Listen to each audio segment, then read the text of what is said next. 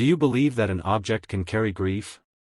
That something so innocent, like a doll, could cry when no one is watching? This isn't just a story, it's a warning. If you've ever felt watched in the dark, heard whispers in your childhood room, or found your old toys somewhere you didn't leave them, this story will stay with you long after the video ends. So, turn off the lights. Put on your headphones. And if this story makes your heart race, don't forget to like, comment your scariest memory, and subscribe for more terrifying tales every week. Because some stories are meant to be remembered.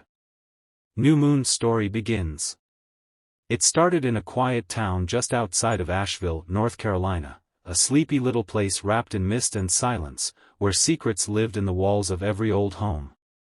8-year-old Lily Monroe had just moved there with her father, Daniel, after her mother passed away in a tragic car accident. Daniel, still grieving, hoped a change of place would help them both heal. Their new house was a 120-year-old Victorian fixer-upper, a good deal, according to the realtor.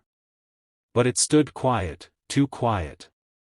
The kind of quiet that makes you feel like the house is listening. It was on their second day that Lily found it. Wrapped in torn lace inside a box in the attic. A doll.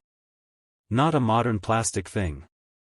It was old, porcelain skin, glass eyes, a hand-stitched dress.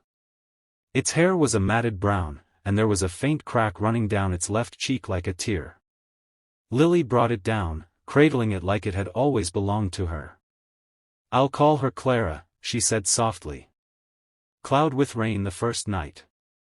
The first night, Daniel tucked Lily in and kissed her forehead. "Night, baby. Love you. Night, Daddy." "Clara says goodnight too," Lily whispered, holding the doll close. At 2:17 a.m., Daniel woke up to a sound, soft, like someone crying. A child. He shot up, heart pounding. "Lily?" He rushed to her room. She was asleep, peaceful. Clara lay beside her, eyes wide open. But Daniel swore, he could still hear it. A distant weeping echoing through the hall. Candle things got worse. Over the next week, the crying continued. Always around 2 a.m. Always faint, sorrowful, coming from different corners of the house. Daniel thought maybe Lily was sleep-talking, or maybe the grief was making him hallucinate. But then the drawing started. Lily, always a quiet child, began sketching with furious energy. Her notebooks filled with strange scenes. A girl in an old dress, standing alone. A dark figure looming in a corner. And over, Clara. The doll. Eyes bleeding. "Why are you drawing these, sweetheart?" Daniel asked one morning, heart heavy with worry. "Clara tells me stories," Lily said innocently. "She remembers everything. Open book, the secret unfolds." Daniel couldn't ignore it anymore. He began researching the house. What he found chilled him. In 1924, a family lived there, the Lockwoods. They had one daughter. Clara. She died in her room. They said she fell from the attic stairs. But rumors told a darker story, that she was locked away by her cruel father, who believed she was possessed.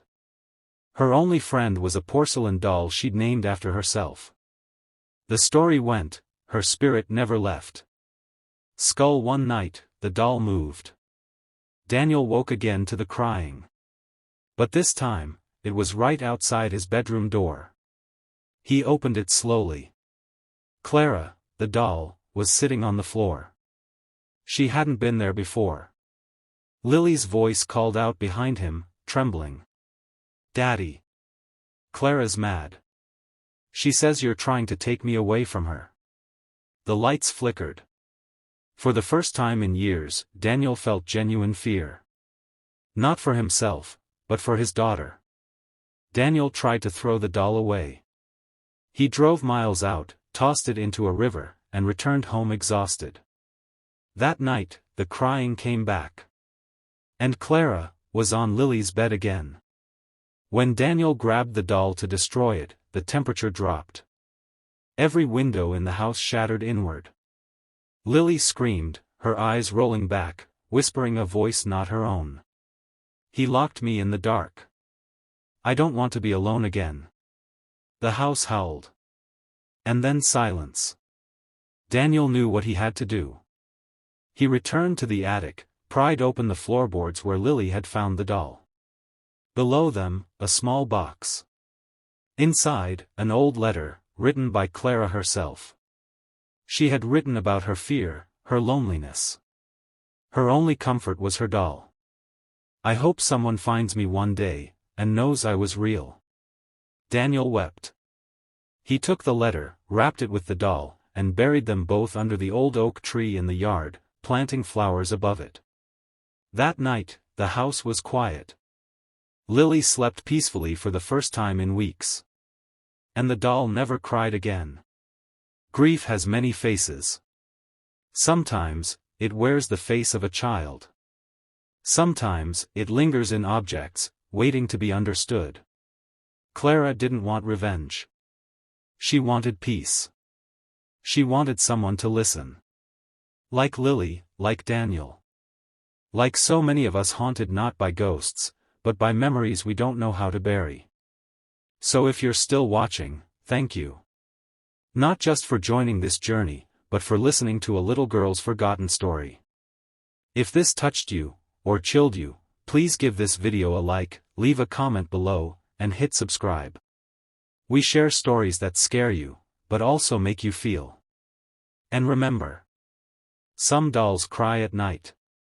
But not all of them cry for harm. Some cry, just to be heard.